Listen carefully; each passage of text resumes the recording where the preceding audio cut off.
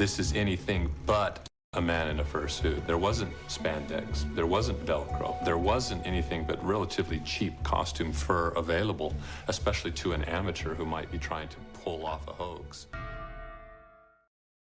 But Willow Creek wasn't always known for being a Sasquatch sighting spot. Once it was just a mining and logging town.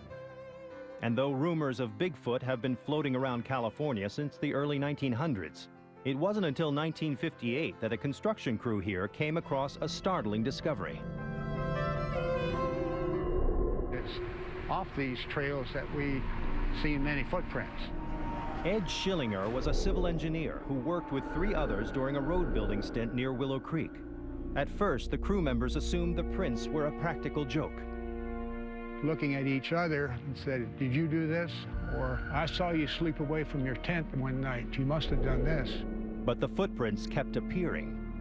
It was almost on a daily basis. When we found these prints, we attributed them to this creature. After a newspaper published the crewmen's story, the nickname they had given the creature, Bigfoot, became ingrained in people's minds. The whole American phenomena of Bigfoot really starts in October of 1958, when the world really began to know this word through the media. Since 1958, people have used the word Bigfoot to describe any large, hairy, bipedal, human-like creature. A national obsession was born. It was easy to see why. The size of the footprints was staggering.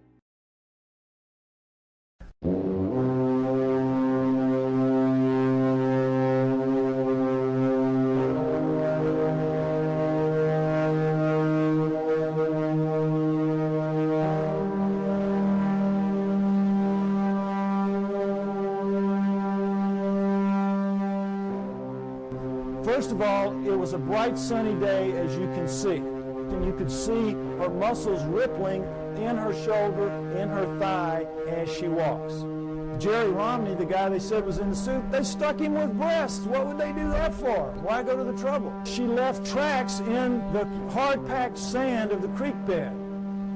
1 inch deep. We have pictures, we have casts, no question, inch deep. So we know that as she stood there doing this, she weighed 600 to 800 pounds. Fake that. Solid proof that that's not a human being in a suit.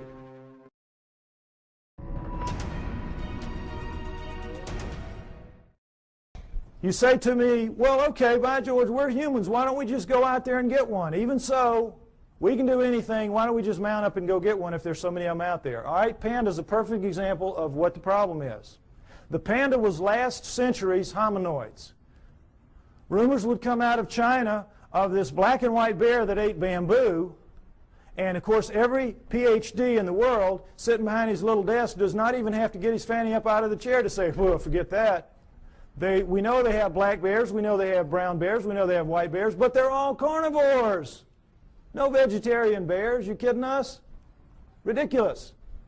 And then in 1869, a French naturalist goes to Sichuan province, China, and sees the hide of a freshly killed one hanging on the wall, and he knows they're real. So every zoo and museum mounts up the expeditions that you would like to see mounted up today to go out to find the next panda and bring it in. Serious. Now we're talking Sichuan province, an area the size of the state of Arizona, very mountainous, hilly terrain, difficult terrain, covered with bamboo rather than woods, but in every other respect like the environment that hominoids will be found in. How long do you think it took those teams? And this is back in the 1800s where people really knew their way around the woods. How long do you think it took? 60 years. And quit giving away my punchlines. Don't do that anymore. 60 years. 60 years. Those of you who've seen the movie, do not give away the punchlines. Okay. Now, it sounds like a gross exaggeration, and it is. They only looked for about 30 years. This is where Ivy made the mistake. They only looked for about 30 years, and then they gave it up. And they said it has to be extinct now. And then 30 years later, Teddy Roosevelt's sons are out there doing some sport hunting, and they kill one. Okay? So then they mounted up again, knowing that it's for real now. And because they had learned so much in the interim, they began to get them. And over the next 20 years, they brought in 6. and we have the panda craze, that we have today. But even to this day, they're extremely difficult to go out into the wilds of Sichuan province, China, and bring in a wild panda. Now, what is the panda doing that makes it so difficult to get one? Well, as you can see, it's very brightly colored and stands out very distinctively against its green background. It lives during the day. It eats a very restricted diet, bamboo. It's very slow-moving. You see them move in zoos. They're as stupid as a bag of hammers. They can't even reproduce in zoos. Can't even find each other or figure it out. I mean, how stupid do you have to be? Anyway, point is, they're not doing anything. They're living their lives, and the problem lies with us. We can't hack it in their world very easily. We think we're masters again of the world. We're not. We're not. And where they live is where the hominoids live. And the hominoids are bigger, faster, stronger, operate at night, eat anything in their world. They can hear better, see better, and I'm absolutely sure think better than we can. We're not going to just mount up and go get one because we've tried it many times and it hasn't worked. We're only going to see them by accident, encounter them by accident. And that's when it happens, and it happens a lot. We have good evidence on record of these encounters. Next slide. We're going to go over a few. The famous Patterson film, Roger Patterson took a film of a female hominoid walking along a creek bank in 1967, October. You all saw this, well, not all, but some of you saw this recently on a television program called World's Greatest Hoaxes. All right? That itself was a hoax. That program was a hoax. I wrote a long email about this, and it's on my site if you'd like to read it, www.lloydpie.com. It's a defense of the Patterson film showing what they did not talk about in that program, trying to make this film look like a hoax and pick on it, as people will do occasionally. There's no doubt that this is a bona fide film for a number of reasons we're going to go over. All right. First of all, it was a bright sunny day, as you can see. What happened was the sun was shining such that it was glinting off of her shoulder and thigh as she walked, and you could see her muscles rippling in her shoulder, in her thigh as she walks. In good slow-mo close-up, you can see that, which they did not provide in that program. All right. If that's a person in a suit, the suit has to be glued to naked skin. In the gluing process, you lose that flexibility, that ripple. The only thing that looks like this does in this film is real skin over real muscle working. So we could stop right here. It's real just based on that. Right there. But we don't have to stop. The arm, if you've all seen her walk, she walks along like this. She drags her arm down around her knees where everybody says, the hominoids do. Why? The elbow articulates right here, which is much longer from shoulder to elbow than a human. If that's a human in a suit, impossible. You can't get an elbow bend at the same point. So we could stop right there. Solid proof that that's not a human being in a suit. But furthermore, Jerry Romney, the guy they said was in the suit, they stuck him with breasts. What would they do that for? Why go to the problem? Why go to the trouble? As she walks along and she turns back to face him, you see the breasts sway, and she takes a couple of steps, and you see that nice jiggle that we all know. If it's a person in a suit in 1967, it's going to be those early silicone jobs. Remember those? Absolutely real right there. Furthermore, she left tracks in the hard-packed sand of the creek bed. 1 inch deep. We have pictures, we have casts. That cast you saw earlier of the cast in the foot, that was her foot. No question, inch deep, walked a 200-pound man beside her not long after. He sank about 1/4 of an inch. So we know that as she stood there doing this, she weighed 600 to 800 pounds. Fake that. That's got to be a real lead-lined suit. 600 to 800 pounds as she walks. So we know that it was a legitimate film. Furthermore, as they pointed out in the program, with the fake films, they can never tell you where it happened and who did it, who took it, because they don't want that guy to be grilled, and they don't want experts to go and measure one limb here and know how tall it really was. Well, what Patterson did was he went right out fast as he could and begged every expert in the area that he could call every anthropologist and zoo person, come out, bona fide sighting, please bring dogs. And you don't want to bring dogs because these things have a very powerful body odor that even tracking dogs will recoil from. If it's a person in a suit, it's like the suit's not even there. The dogs are after it. Patterson did, of course, no expert came. Needless to say, they never do. You can't get them to go because they know what will happen. A young man named Grover Krantz went out early in his career as an anthropologist, took a look at one, and he said, it looks real to me. And it's 30-some-odd years later, and I think he's still trying for tenure. They've made a tremendous example out of Grover Krantz for what happens to people who side with the enemy in this issue, which is a very volatile, very sensitive issue. Okay? So no experts would come, needless to say. Patterson did everything right that he could except film something that could be real. Other than that, he was great. Okay, next slide.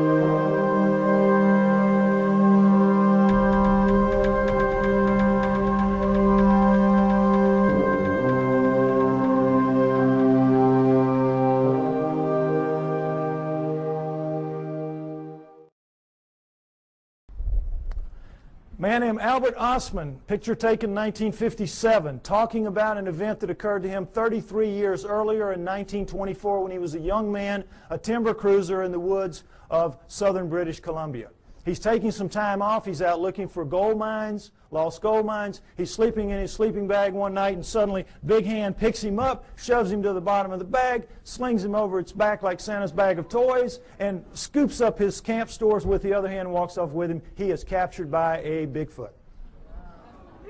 He has marched for about an hour. He's got barely enough room at the top of the bag to breathe. The hand couldn't get quite around the bag, so he had enough room to breathe, but he's stuck down the bottom of it. It dumps him out an hour later or so, and he's in a 10-acre basin of high rock walls where he can't get out, and there's one opening opposite where he is, and over there is the den of the living quarters of the male Bigfoot that got him, his mate, and their two offspring, a young male and a young female. And Albert Ostman stays with them for 6 days before he can figure out a way to escape, which is very funny, very clever. Not going to go into it. Takes too long to tell. It's in the book, okay? But he gets away. The point of the story is not how funnily he escapes, but that he doesn't tell anybody for 33 years. Keeps it to himself, thinking everybody would think he was crazy, which they would do.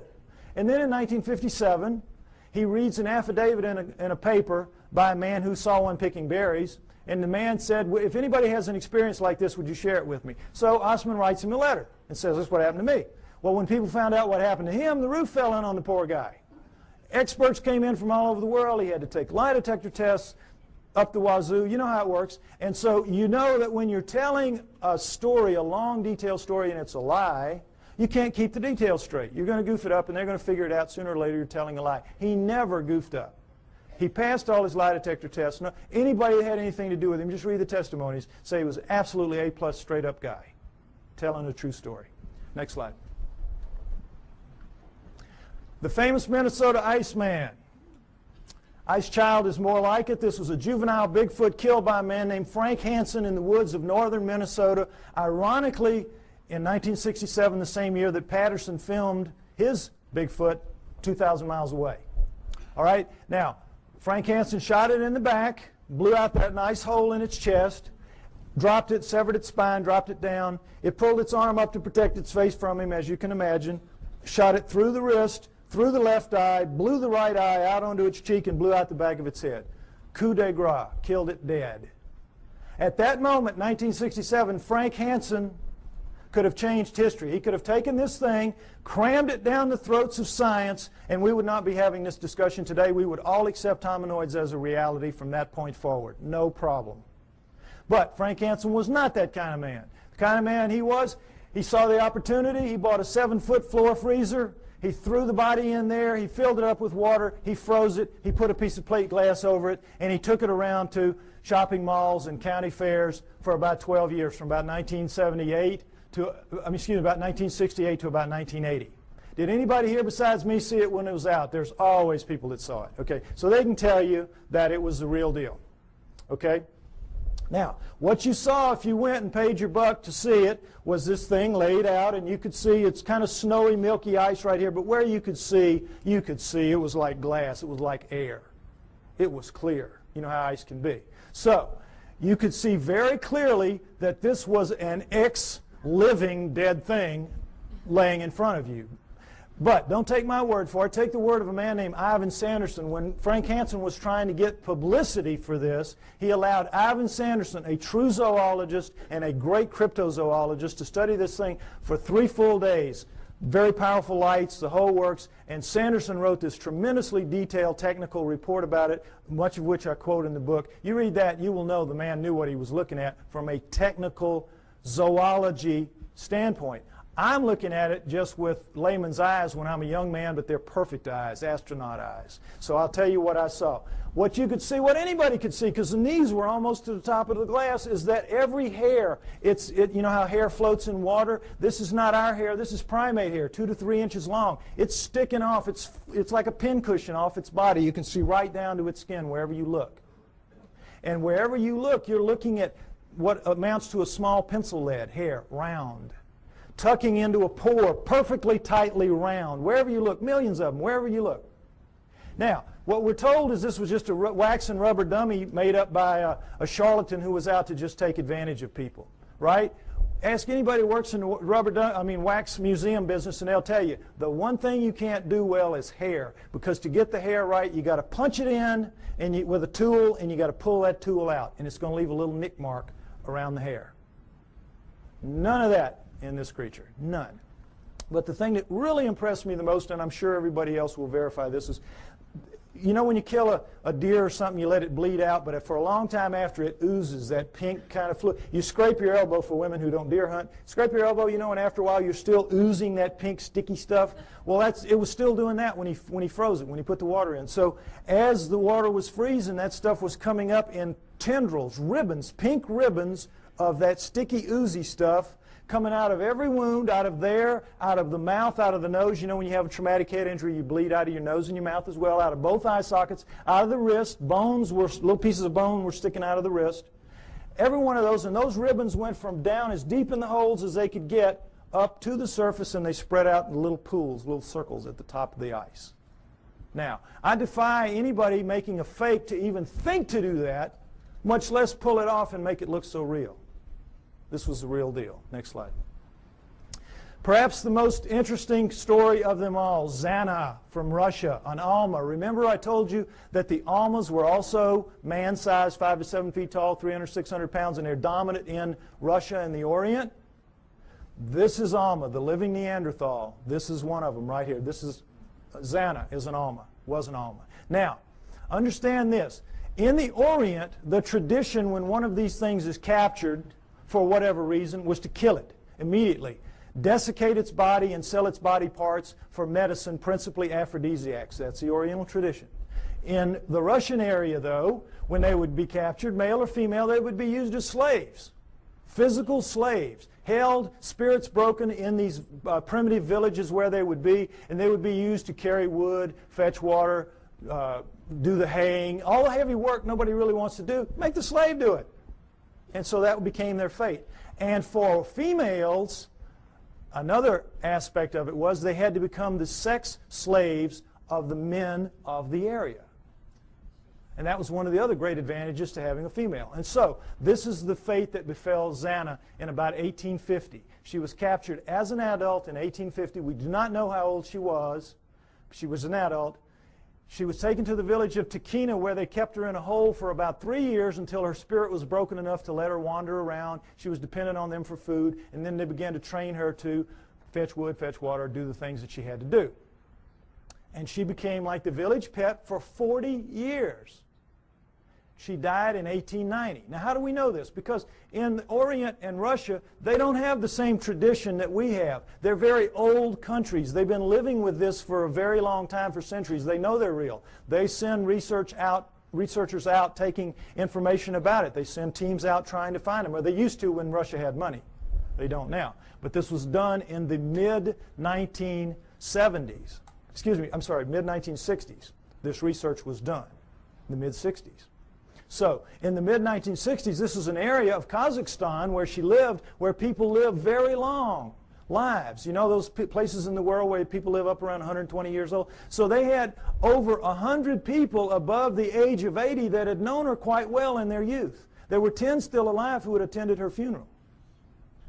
So they were able to get tremendous corroborative evidence, corroborative testimony about her lifestyle, and everything about her from all these different people, so we have an amazing view of what she was like and what her life was like. Again, a lot of which I go over in the book. But the main thing is that she never learned to speak, but she learned the language. They could talk to her and she'd know what they meant. And while there, she gave birth 8 times to hybrids with men of the village. 8 times. Killed the first 4 accidentally because her kind apparently washes the newborn off immediately. She would take it to the freezing glacial river that ran through the village, and because they had so much human in them, it would kill them. So the last 4, the village women took them from her at birth and raised them on their own because they looked so human. And every pair of hands was very valuable in one of those primitive villages like that. And so they raised them up, and they became Russian citizens. Married, had children. Her great-grandchildren are alive in Russia to this day. I know, it's an amazing story. Now, what do people say about her children? Well, everybody said that they were indeed taller than most, bigger than most, a little more robust than most, but not giants, not superhumans, just strong, you know, big and strong people. Darker skinned than most, but not truly Negroid. Hair like, you know, everybody, but not covered in hair like she was. Average intelligence, not wizards, not stupid. Ugly enough to make a freight train take a dirt road. Unfortunately for them. But they could speak. That's the key. They could all speak. They had very high-pitched voices, but they could speak, which allowed them to integrate into the community as humans, even though they were clearly not quite humans. So the researchers were real excited to get all this information. It's like, wow. And they knew where she was buried. She was buried in the village cemetery. Unfortunately, this is a Muslim area. They don't mark gravestones there. So they knew she was in the village cemetery, which had existed for centuries, and they couldn't say just where because of the 10 people that were alive. They all had different memories of where it had been. Who knew that 70, 80 years later somebody was going to care? So they couldn't decide. They couldn't, and they would have had to bulldoze the whole thing. The village wouldn't let them do that. So somebody says, well, guess what? Her youngest son, Kvit, died in 1954, only 10 years prior to this study. So they said, we know where he is. We'll let you dig him up. So, boy, they dug him up. Her youngest son, Kvit. Now, before we look at his skull, I want to say again, remember, Neanderthals had bigger brains than we did, and they carry them, we do rather, they carry them in a bun in the back of their head called the occipital bun. All right, let's take a look at Kvit's skull. Here you go, right here. Notice, if you will, that's a remnant of an occipital bun right there. Notice how much of a forehead he doesn't have. Look at the size of these brow ridges. Look at that eye socket. Is it starting to look familiar? Look at the size of that nasal passage. Look at the size of these teeth. Look at the size of that jawbone. Look at the size of the cheekbone. But look at that chin. Allows him to speak. This is an ugly dude, kids. This is a Neanderthal, basically.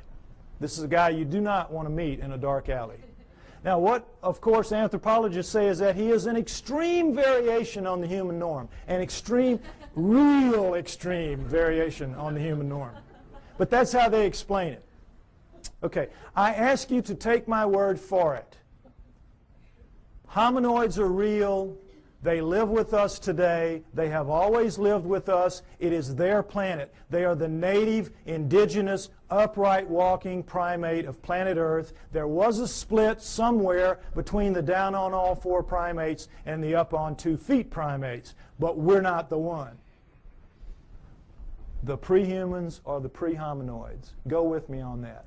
Now, if you do, what it means is, as I said earlier, we human beings do not have a place in the natural scheme of life on Earth. And that's a problem. So if we don't, where did we come from? Why and how did we start leaving fossils on the planet at only 120,000 years ago?